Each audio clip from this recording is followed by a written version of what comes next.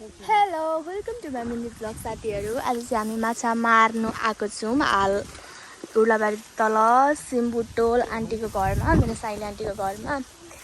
Uncle मामाहरू सबैजना यहाँ, बेना आन्टी फुपू हामी सबैजना, हामी चाहिँ दर्शकहरू यहाँ हाल 3 जना चाहिँ माछा मार्नु पस्नु भएको छ। खोइको माछा देखाउनु न। अब पोखरीमा चाहिँ यत्रो यत्रो माछा रहेछ। छोडी पठाउनु होला है।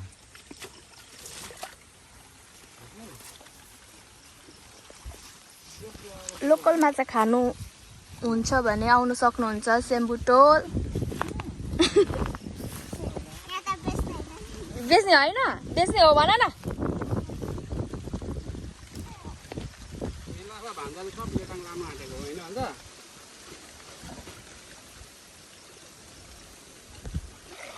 सानो सानो भुरा माछाहरू, ठुल्ठुलो चाहिँ अर्को साइडमा राखेर, यो चाहिँ भुरा माछाहरू रहेछ। यहाँ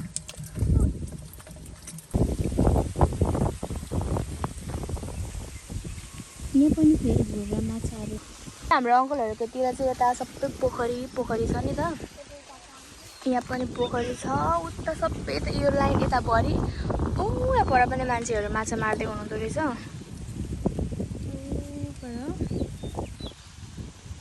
सबै पोखरी छ यहाँनिर, उता भयो यता भयो, यो सबै एरिया पोखरी छ। अनि हाम्रो मामाहरू चाहिँ अङ्कल मामाहरू धमाधम लागि परिराख्नु भएको छ। मेरो भाइ र म दर्शक 3 देखाइदेऊ न माछाको है। सानीले माछा लाने रे।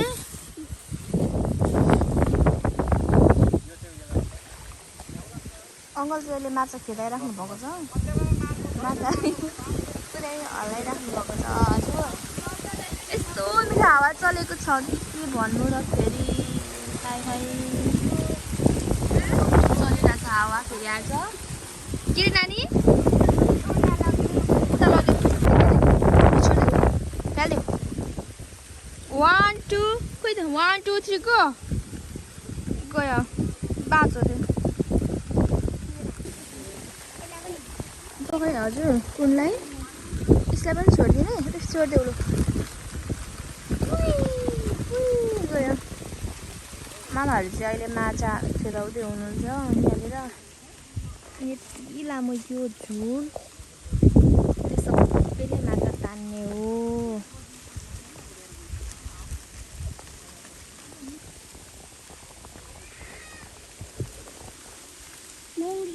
माछा मारेको हेर्ने दर्शक दिन चाहिँ गाडी फालेर जाँदैछु त्यहाँनिर। कोही सिरुले सबै काट्छ होला हौ।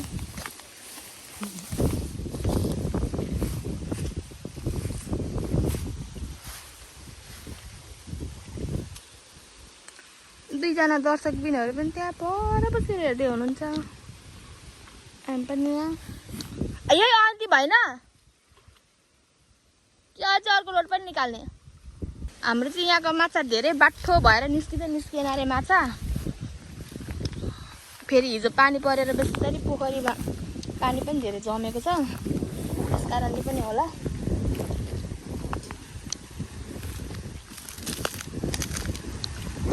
तपाईँहरूलाई फ्रेस माछा चाहिएको छ होटेलको लागि, खानुको लागि भने हाम्रो सेम्बुटोलमा आउनु सक्नुहुन्छ। सबै पोखरी छ यहाँनिर। कन्ट्याक्ट गर्नु सक्नुहुन्छ हाम्रो अङ्कललाई। र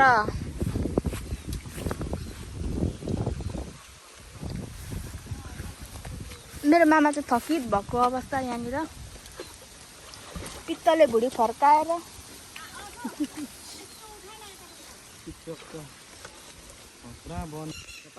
अब यो चाहिँ हाम्रो अन्तिम होला। यहाँ माछाहरू यस्तो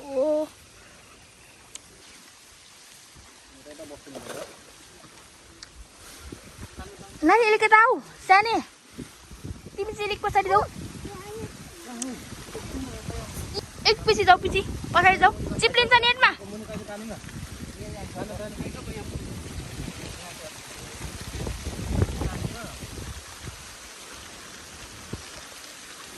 गाउँघरमा चाहिँ रमाइलो हुन्छ नि। साने मजा आयो क्या होइन? अहिले हामी पनि पसेर माछा मार्नुपर्छ ल।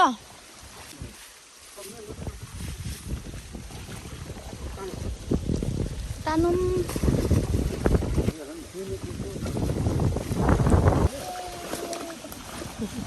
के भयो रे के भनेको बुझिनँ मैले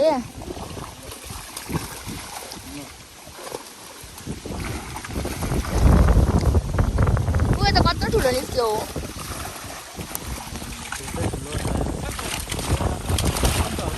पर छ त बोरा त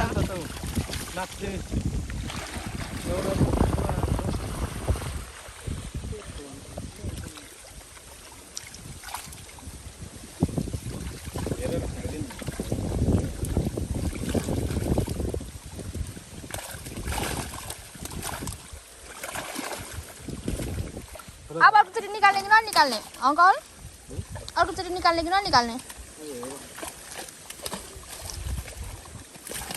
त्यो चाहिँ ठुलो र सानो छनौट हुँदैछ अब निकालेपछि सानो सानो छ भने चाहिँ बाहिर निकाल्दै हुनुहुन्छ ठुलो चाहिँ बोरामा हाल्ने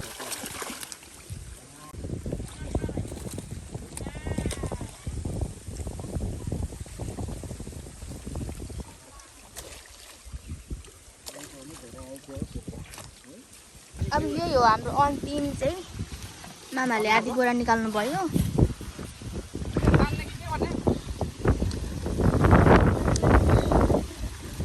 कति